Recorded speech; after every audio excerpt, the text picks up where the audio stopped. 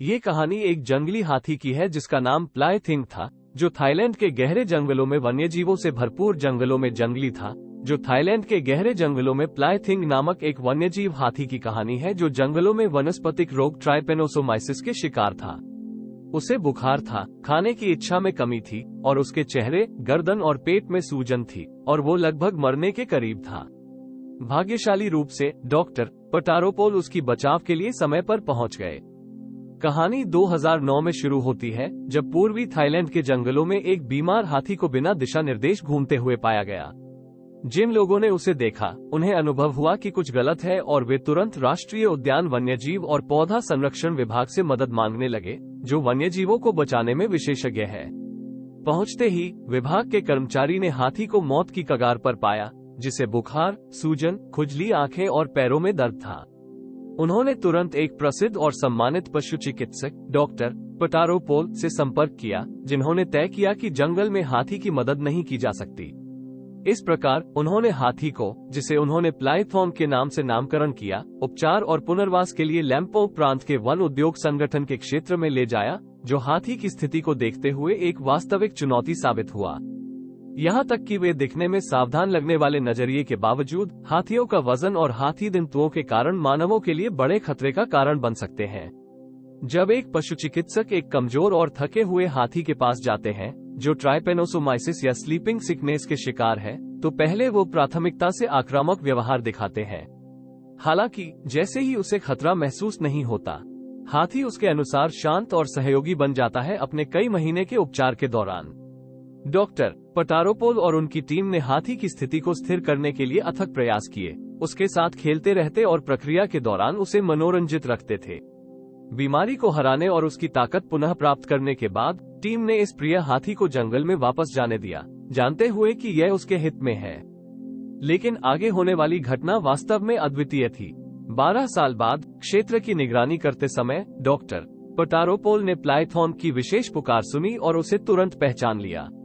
जब उन्होंने हाथी के पास जाने का प्रयास किया तो प्लाईथिंग ने अपनी सूंड में अपनी पैरों से डॉक्टर की हाथी को छूने की कोशिश की, जो 10 साल से अधिक समय बाद मानव के साथ संवाद स्थापित करने का पहला संपर्क था।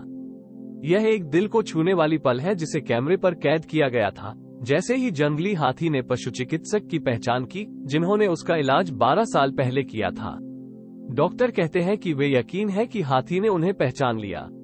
डॉक्टर पटारोपोल ने और जोड़ा, मुझे उस ध्वनि को काफी स्पष्ट रूप से याद है। हाथियां ऐसी आवाजें बनाते हैं जो अनूठी होती हैं। जब हम पहली बार मिले तो प्लाईथॉन कटिबद्ध थे, क्योंकि उसके शरीर में कमजोरी थी, वो अन्य हाथियों से लड़ नहीं सकता था। उसके पूर्व को उसके ताकत में पुनर्प्राप्त करने में लंबा समय लगा, लेकिन हमने जान लिया कि वो अत्यधिक बुद्धिमत्ता और स्वायत्ता से युक्त थे। हाल ही में हमारी पुनर्मिलन हुई, हम एक दूसरे को पहचाने और अभिवादन किया। यह एक अद्वितीय अनुभव था, डॉक्टर पटारोपोल ने कहा। मुझे आशा है कि यह हर किसी को प्रेरित करेगा कि व्यक्तियों द्वारा हाथियों के साथ किए जाने वाले काम की पहचान की जाए। मानव और पशु के बीच इस पुनर्मिलन ने हाथियों की अद्वितीय स्मृति की श्रेणी की परीक्षा की, जो चीजें वर्षों पहले घटी हों भी याद रख सकते हैं। प्लाईथॉन की स्मृति ने उसे डॉक्टर की पहचान करने और उनके साथ मिलने की क्षमता दी, वर्षों बाद भी। हाथियों की बुद्धिमत्ता और स्वायत्ता के लिए उन्हें जाना जाता है, जिन्हें वैज्ञानिक महसूस करते हैं कि वे समुद्री सुत्रियों की तरह हो सकते हैं। प्लाईथॉन की कहानी एक अद्वितीय स्मृति और बुद्धिमत्ता की प्रमाणित है, इन कोमल महाकायों की अद्वितीय स्मृति और बुद्धिमत्ता की। हाथियां थाईलैंड की संस्कृति का महत्वपूर्ण हिस्सा है, जिसमें ये जानवर देश का राष्ट्रीय प्रतीक का काम करता है। देश में 3 से 4 हजार हाथी होते हैं, जिनमें से आधे घरेलू होते हैं और बाकी जंगली होते हैं।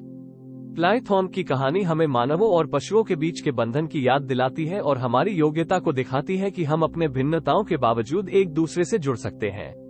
यह उन अद्वितीय प्राणियों पर मानव के क्रियान्वयन के प्रभाव और उन्हें सुरक्षित रखने की महत्व को भी प्रकट करती है। हाथियां केवल विशाल ही नहीं, बल्कि बुद्धिमत्ता भी होती है। उनकी स्मृति समय के साथ सुधरती है, जिससे उन्हें सिर्फ लोगों को ही याद रहते हैं, बल्कि वर्षों पहले हुए घटनाओं को भी। यह अद्वितीय गुण उनके पास पेड़ पौधों के संतुलन को बनाए रखने में उनकी भूमिका के लिए महत्वपूर्ण होते हैं। हाथियों की सुरक्षा केवल थाईलैंड के सांस्कृतिक धरोहर को ही बचाने के लिए ही नहीं, बल्कि पर्यावरण के स्वास्थ्य के लिए भी महत्वपूर्ण है। समापन में प्लाईथॉन का डॉक्टर पटारोपोल के साथ पुनर्मिलन मानव और पशुओं के बीच के बंधन की एक दिल को छूने यादगार बात है। ये हमें इन अद्वितीय प्राणियों की सुरक्षा की महत्वपूर्णता की दिशा में दिलाता है, जो केवल विशाल ही नहीं बल्कि बुद्धिमत्ता और पारिस्थितिकी में भी महत्वपूर्ण होते हैं। हम हाथियों की मूल्यांकन और संरेखण करते हुए उनसे कई चीजें सीख सकते हैं, जो उन्हें अनूठे बनाती हैं।